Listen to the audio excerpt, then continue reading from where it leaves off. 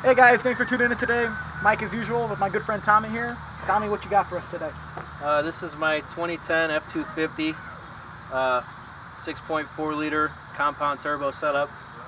Lifted 6 inches with a rough country lift, 37-inch tires, 5-inch exhaust, pretty much it. Post feature mods.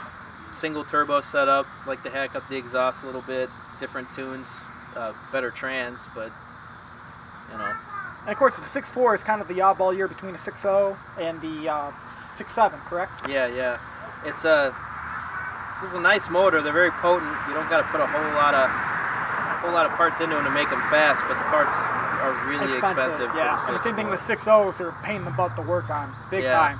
But any of the Fords are, you got to pull a cab, you know. And the same thing with any diesel in a way. I mean, it's money. You know, it's the same thing if any vehicle, it takes money to go fast. Oh man. Oh yeah. Oh yeah. Yeah. So as long as you got money, you can go fast. Oh yeah. Simple as that.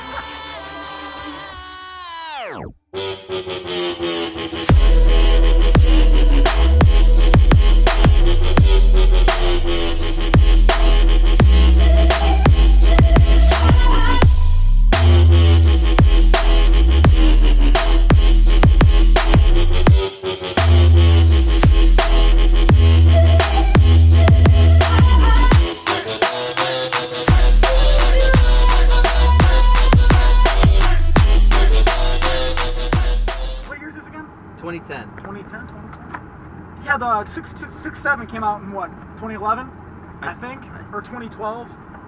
I know it was fairly right after. Yeah. Yeah. And I mean, the cool thing about it's the in-between motor, you know? It's kind of like with the Mustangs in a way, and I always kind of go back to Mustang comparing pretty much anything. It could be a freaking Camaro. But no, it's kind of like the in-between motor, like the 3 valves, if you get what I'm saying, 05 to 2010 in a way. It was the oddball years for Ford, 05 to 2010 in my point of view.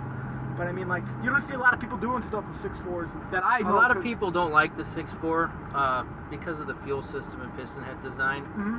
They're real finicky, like they're real fragile motors, I guess. Like with the 6.0, if you bulletproof it for I don't know what they cost, like $6 or $8 grand to bulletproof them, but yeah, that's a lot of fun. they're bulletproof, you know. Yeah. They're good to go. This thing, same amount of money for a fuel system, and then they're pretty good, but you know.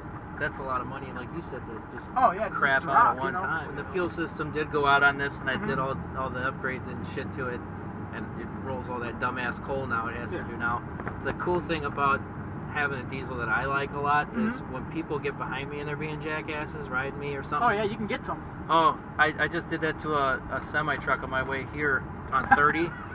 This guy was driving this thing like a little sports car. He was switching lanes really fast and trying to get around everybody. He passed me, I'd shoot him a shitty look, and then he got behind me because I was in the faster lane, and he was really riding me, and I just romped on it, dude. His truck disappeared. I couldn't believe it let that much out. The guy backed up, got in this lane, and then rode next to me shooting me shitty eyes the whole time. Yeah, man, fuck you, guy. Just roll into it or throw it? Just throw it to the ground. Yeah, it's good. Yeah, Did we leave him in a cloud back there? Oh my god, there's a cloud. Oh my god. Oh. I have to wash my car. I can still see the smoke in here. Oh my god. Probably Jake's. I thought something was on fire over there in the field for a minute. When the truck broke down, I took it over to White Knuckles Garage in Wanata. And my buddy Steve over there was telling me everything that was wrong with the truck and this and that.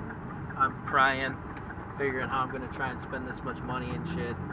And they actually got a truck over there they call it the Great White Hype. It's a newer year Chevy. I think it's a 4-door, big one. Thing's running like 1,400 horsepower to the wheels, and it's a daily driven truck. No shit. They go through drive-throughs, pick up McDonald's and shit with it. They drive it out to the diesel events and run it in place.